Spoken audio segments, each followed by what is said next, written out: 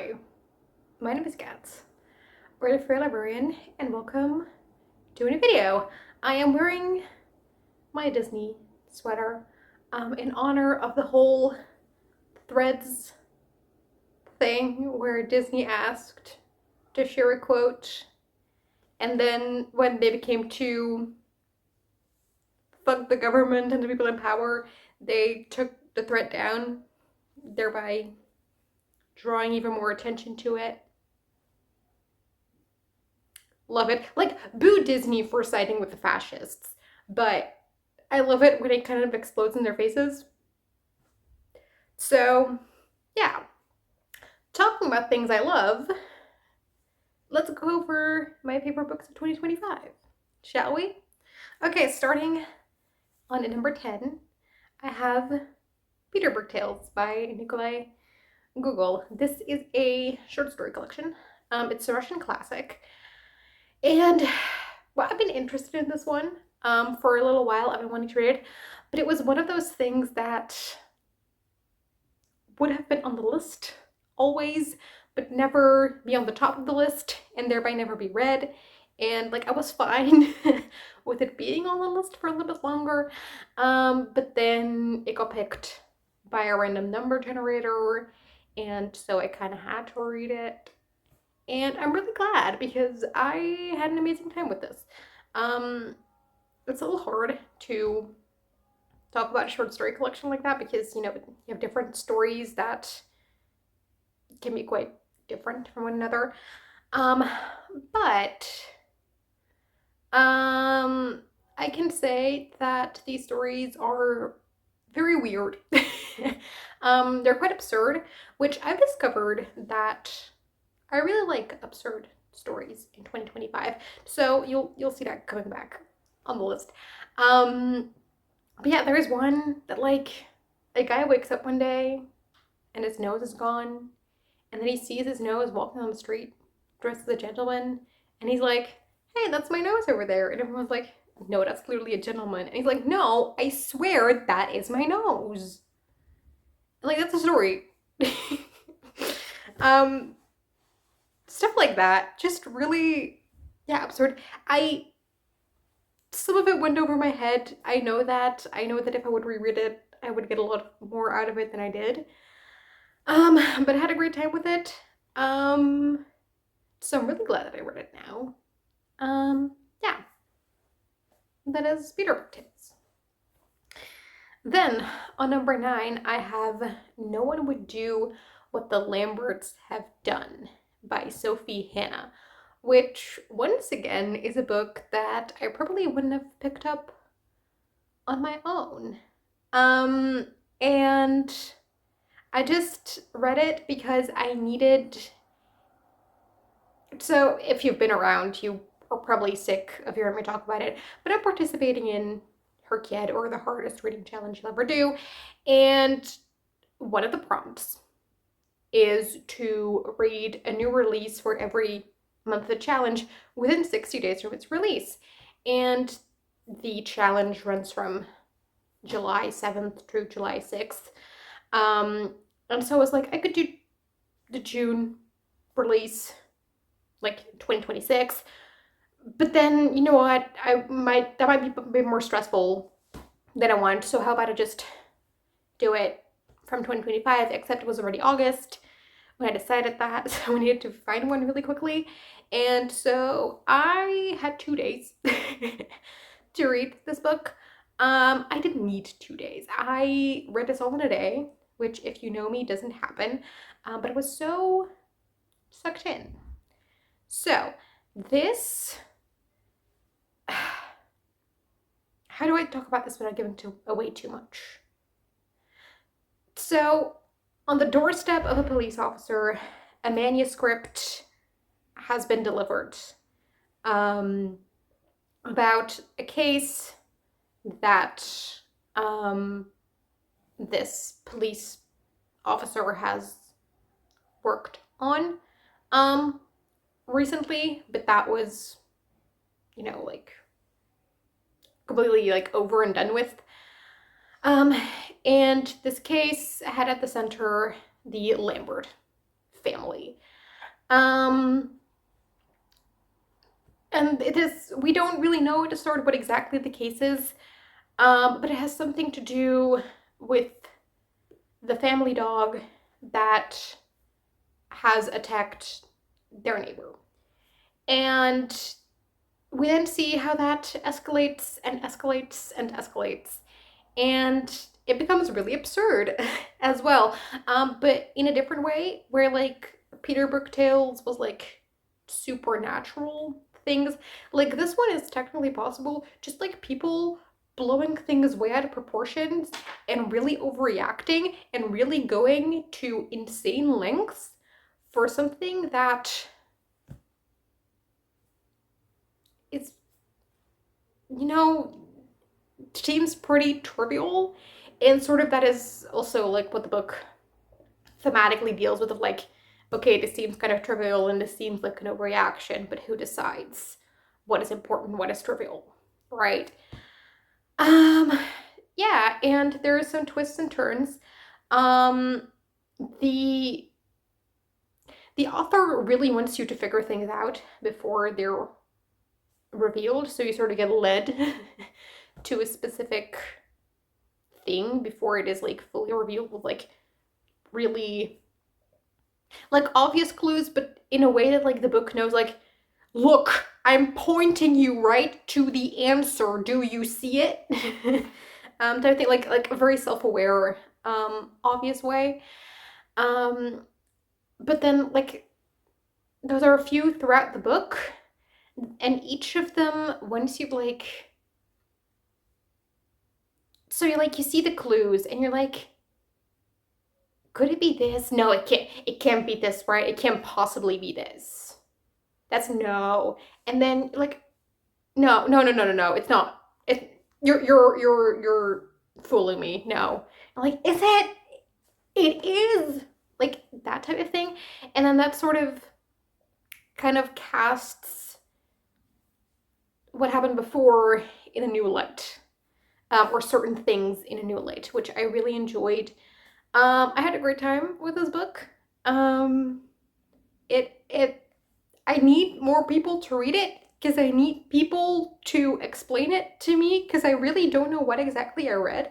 But I did like it. It was quite the experience.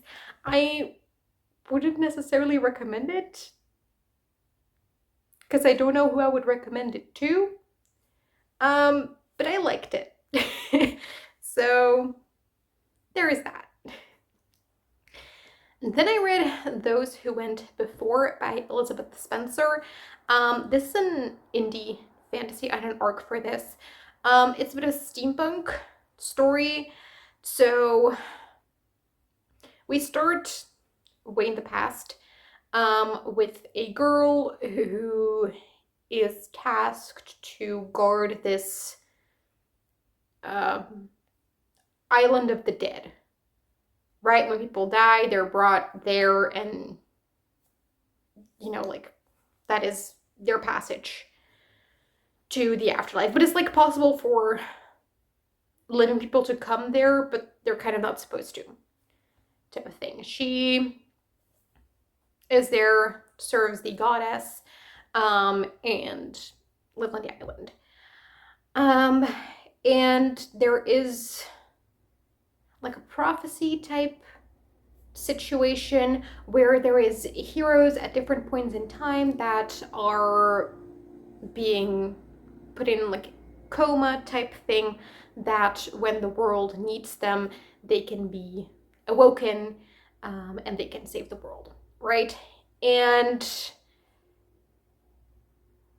our main girl's, her friend, is chosen, and on the ceremony to put him to sleep, which is also on this island, he sort of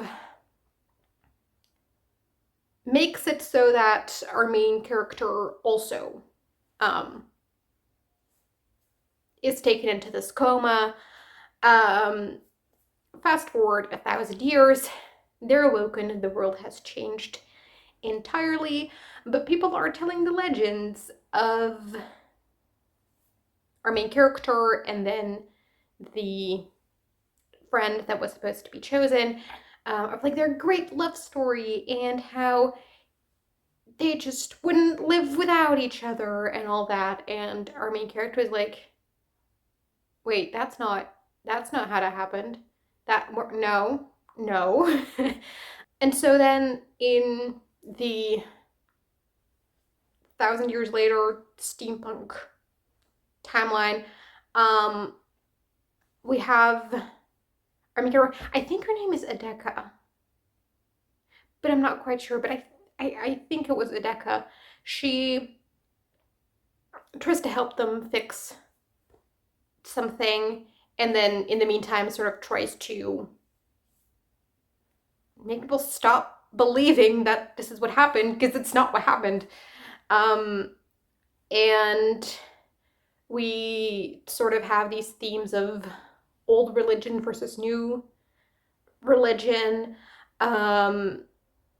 like who gets to control the stories that are being told, or like the power that the media, because like there's no TV, but like they like it's pretty clear that like what for us would be like TV broadcast and stuff is like theater. They're who own, like the person controlling the media can sort of control the way that a lot of people see certain things.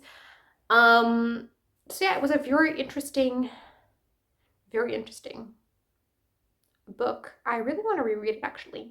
I definitely will when the sequel comes out. I don't think there's a date yet. But I hope it comes soon because I really, really like this. So yeah, that is Those Who Went Before by Elizabeth Spencer. Then on number 7, I had If on a Winter Night, A Traveler by Italo Calvino. This is a Italian classic. It's quite postmodern and a little, it's again a little weird. So sort of the story starts with you, the reader, addressed in second person, going, to the bookstore to purchase the newest book by Italo Calvino. And, you start reading it, but a little mistake has happened where, like, a chunk of a different book has sort of been printed. Like, they sort of swapped, right? So, instead of, like, X many chapters of If on a Winter Night, A Traveler, you have X amount of chapters from a different book. And so you get really invested in that story, but then it suddenly ends because that's not the book. So you go to the bookstore and you try to hunt it down. And we sort of have this thing where we like go from story to story, and we always start a new story actually trying to finish the previous one, but then something goes wrong and then we get interrupted by something, so we can't finish the story. And we just, yeah, it's a lot of things happen. We have a lot of like different narrative things being tried out, like different types of narrators and different whatever.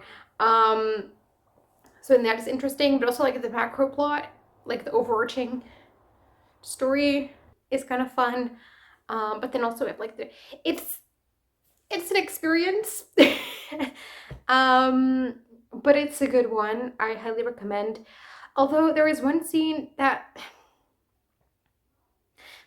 if I had a nickel for every book I read in 2025 that had a scene where there were two people having sex and a third person happens to walk in on them, sees that they're having sex, and doesn't look away, just keeps watching, and then one of the two people that are engaging in the sex notices them, and they don't stop either. They don't tell their partner either.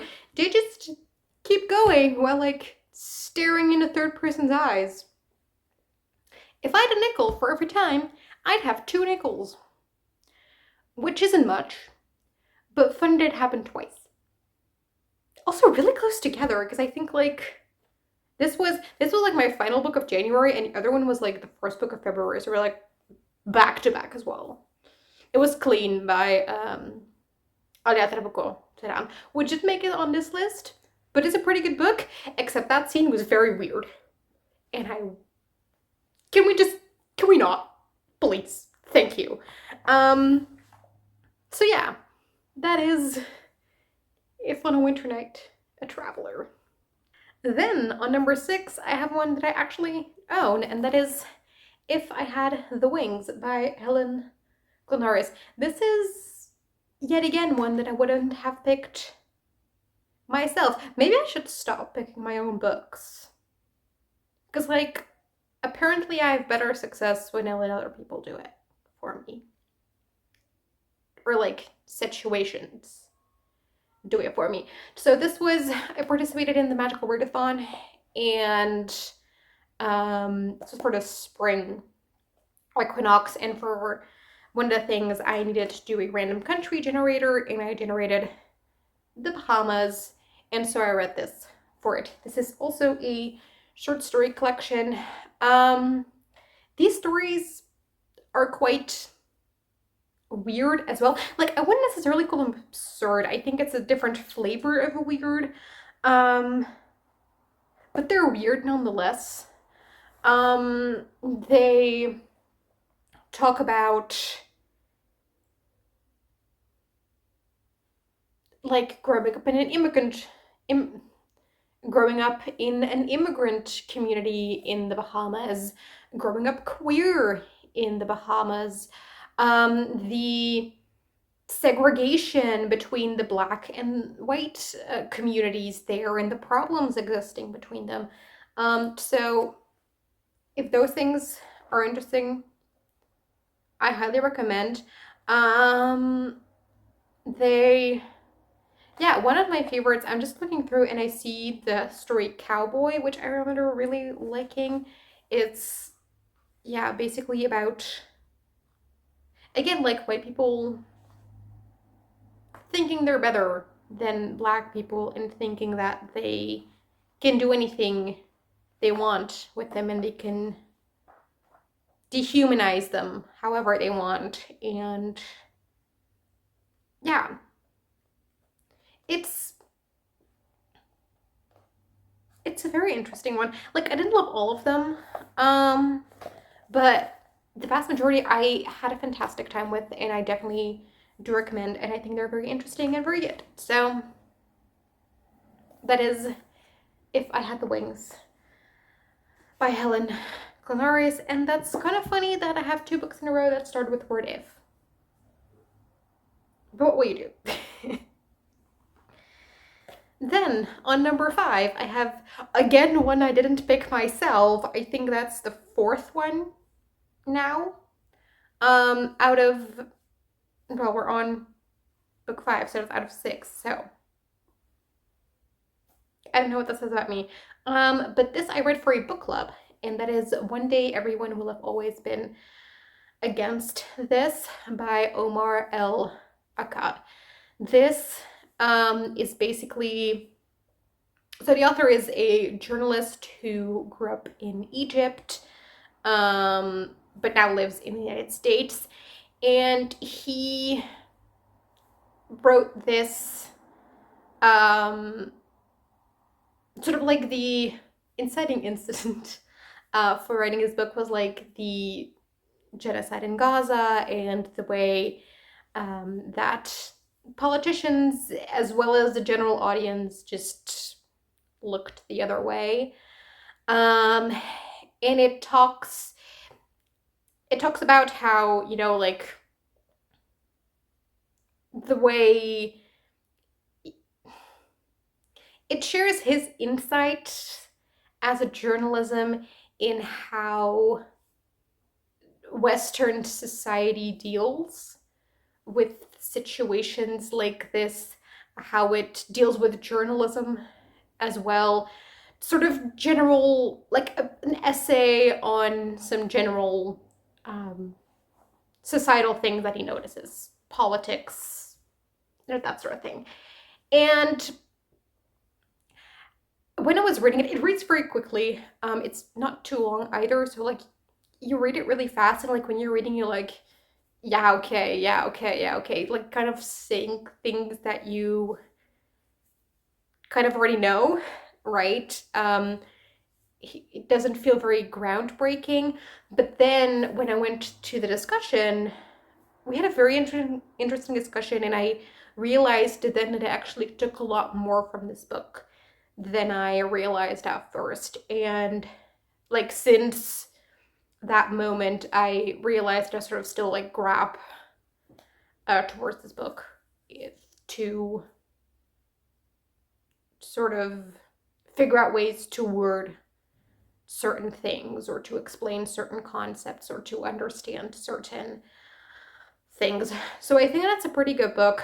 The structure, at the very beginning, the structure kind of frustrated me because it's very loose. But then as you get a little bit along, you sort of notice that even if you can't say what the structure is, there's sort of an intuitive one. Like it feels like everything is where it needs to be, but you can't really name what the principle of like ordering the things are. It's very, I don't know how to explain it better than that. But sort of like it's not quite as chaotic as it may appear as first. Um, so yeah, I really enjoyed this. I definitely recommend this. As I said, it doesn't take too long to read, and I highly recommend reading this with people that you can discuss it with, because I think that really enhanced my experience with it as well. I don't think it would have made it onto the top 10 of 2025 if I just read it on my own without the book club discussion. And other people in the book club said the same thing. So, yeah. Then, on number 4, I have The Sapling Cage by Margaret Killjoy. This is the first book in the Daughters of the Empty Throne series, which is a YA fantasy following Laurel? Yes, Laurel, who has wanted to be a witch for her entire life. Except witches can only be women. And Laurel has certain bits of anatomy that are more typically associated with men. But she ends up taking her friend's place as an apprentice to witches. You know, dresses as a woman, acts as a woman, makes everyone believe that she's a woman. And throughout that, she kind of realizes that maybe this is actually who she was supposed to be all along. That this seems to align more with who she is, really. And so we have this story about this like trans girl discovering her own identity as well as just what it's like to be trans, because it's set in like ye fantasy world, so we don't really have a lot of discussion on like your average person on the street doesn't really know what a trans person is. So we have that, and sort of the fear that the witches will no longer accept her when they find out, things like that, as well as this really fun micro plot with like a blight that is affecting trees that the witches have to try to figure out where this comes from. But I think definitely the sort of the internal journey with Laurel and the way that is handled was really beautiful. The focus is definitely more on Laurel as a trans person, but there are some other queer identities sort of on the side. There is like a asexual knight. And then there's another character. They're not in the book, they're mentioned. I do think they're going to show up later in the series, but in this book, they're only mentioned, who uses they, them pronouns. And I really love, like, the way that was, like, the conversation that was, that this person was mentioned in. Because, well, on a few different places, actually, but that's the one that comes to mind. They have this, they model this principle for teenagers, because it is a YA book, that even if you don't understand a specific identity, you can still just be respectful of it, and understand that if people ask certain things, like using the correct pronouns, it's no effort for you to do that, and you don't need to understand why they're asking that in order to do that. So it was with this character. So we had Laurel and a friend, I forgot her name. They're talking about this person, and then the friend mentions them using they, them pronouns. And then Laurel asks, oh, are they multiple people? Why are you saying they? And then the friend is like, oh yeah, I don't know. Every time my dad mentions them, he uses they, them pronouns, so I figured I would too. And Laura's like, okay, cool. And they go on with her day, because it's not that big of a deal. Right? And so, yeah, I think that this is a great book with great, as I said, these themes of acceptance and supporting people with queer identities, as well, just a really fun plot. Like, I haven't mentioned a lot about the plot, but it's really fun. So yeah, I'm really happy that I read this. I actually got this book as a Christmas gift from Ralph, from a channel, Ralph Blutex, so thank you. Yeah, this was great. So, the Sapling Cage. Then, we're on to the top 3. On number 3, I have Delilah Green Doesn't Care by Ashley Herring Blake, which is the first book in the Bright Falls series. So we're following Delilah and Claire, and it's a romance. So we have Claire is a single mom, and so she sort of has to deal with being a single mom when the father of her child is far from the ideal father, and she sort of has to pick up the pieces after he once again shatters their daughter's world, and it's just really sad to see that. But I personally like emotionally connect and related more to Delilah's plot with her stepsister Astrid, because the plot of this is that Astrid is going to get married, and Claire is one of Astrid's best friends, so she's there, and Astrid hires Delilah as a photographer. Even though it's her stepsister, like, instead of just like inviting her normally, she invited her like a photographer. And Delilah actually doesn't want to go because she has a really bad bond with her step family, but the money is just too good, and she needs the money from this job, so she goes. And not only do we have this romance between Claire and Delilah, we also have like Astrid and Delilah sort of reconciling, starting to see where the other person is coming from, starting to see how they both hurt each other in their childhood, and how they assumed certain things incorrectly, that then led to them having a very bad bond with one another. And it was really sad, but also really beautiful. And yeah, I really, really like this. I knew going into this that I would love it. I'd already read Astrid Parker Doesn't Fail, which is technically the second book, which is centering Astrid. And I really love that one. I think that also got third place in the year that I read it. So pretty consistent series there. So I have one more book left, which is Iris Kelly Doesn't Date.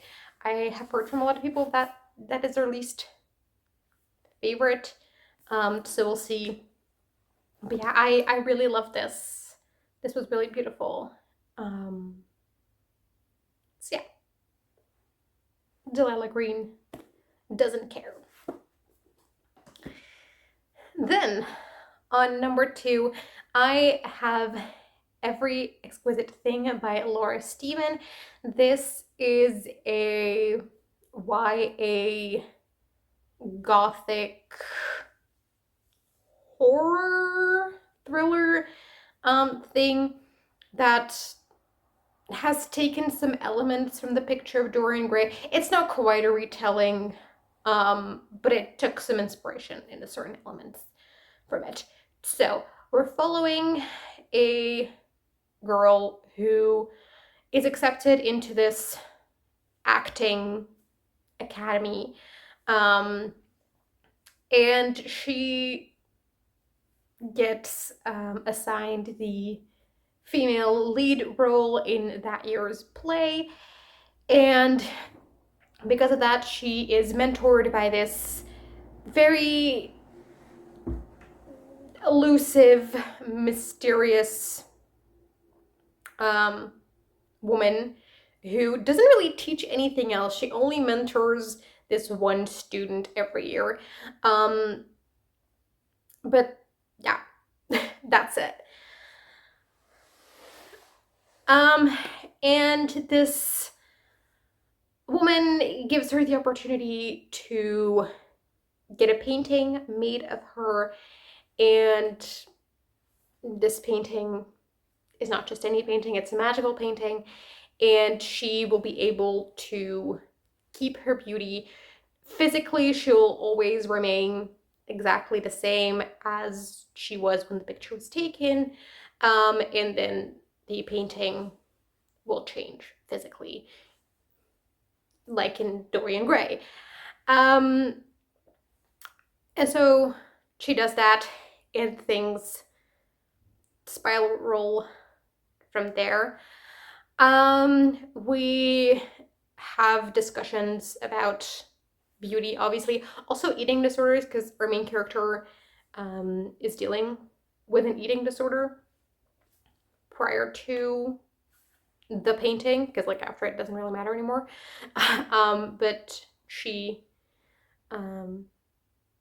you know, engages in very unhealthy eating habits in order to stay thin, which sort of ties into that discussion of beauty. And it sort of asks the question, but why? Why do we keep doing this to ourselves? Like, we know that these beauty standards are unattainable, that they are problematic as well, right? Like, discriminatory, that, yeah, like, why do we keep torturing ourselves to try and attain them? What is it that we think that we will achieve by pursuing beauty? Which I thought was a very interesting question to ask. It comes up a few different times with different answers. So yeah, I really enjoyed that. The plot was interesting too. We have sort of this mystery that has something to do with the paintings, we think. We also have like some mother-daughter things. Like the eating disorder is kind of related to that. But our main character has a very difficult relationship with her mother. And at first I thought this book is doing too many things at the same time, and I, I don't know how this is gonna come together, but it did. It did come together very well. So yeah, great book. Loved it. I cried a little at one point. But yeah, I was just really engrossed in it overall, and I really love that. That's why it's one of my favorites on second place. It is only topped by one book, and that is Don't Let the Forest In by C.G. Drews. This is a YA Gothic horror again. That's also a thing I discovered this year, that I should really read more horror. We're following two boys, Thomas and Andrew, and they are friends, more than friends. Like, Andrew isn't sure either. It's from Andrew's perspective. But they are both interested in like art. So Andrew writes these little stories, and then Thomas makes illustrations that go alongside them. But then one day they are being attacked by monsters, and they recognize the monsters from Thomas's drawings. So they're kind of like try to stop the attacks, but like other people can't really notice. And there was some sort of incident that happened last year as well that we don't really know what it is. We know something happened there. The writing is very beautiful. Like the style is very like lyrical and beautiful, which I liked. But also just it evokes a lot of emotion. And so the book is like a very visceral one to read. I also really enjoyed sort of it's not even like a will they, won't they? It's a are we not type of thing. Because Andrew, he himself doesn't know where he's at with Thomas. And we also have some asexual representation in Andrew, and I really liked sort of the moment that he had where he was sort of fantasizing and he was thinking of kissing Thomas, and then nothing, because he didn't really want to go anything further than that. And it is sort of, as an asexual person, something that I really relate to, sort of, like kind of dreaming of maybe like a relationship and kissing, all that good, but like anything past that just no longer feeling exciting, but more feeling scary and like something that you really don't want to do and something that you're dreading.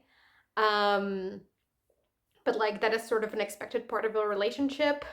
So like that thing, and then through that kind of discovering that you are ace, but how do you really know, right? Because like, how do you know that this is not just, I don't want this person, but maybe tomorrow a person will come around that I will be sexually attracted to and that I will want to have sex with? Like, how do you know that, right? Like, when are you ace enough to be able to call yourself that? Sort of that idea, which I really liked. And yeah, the ending of this was quite the gut punch. I had to stare at a wall for a little bit when I finished it, because it was great. So yeah, I really recommend this one. And yeah, those are my 10 favorite books of 2025. I hope you enjoyed this video. Please let me know what your favorite books were that you read in 2025. And I hope to see you again soon in another video.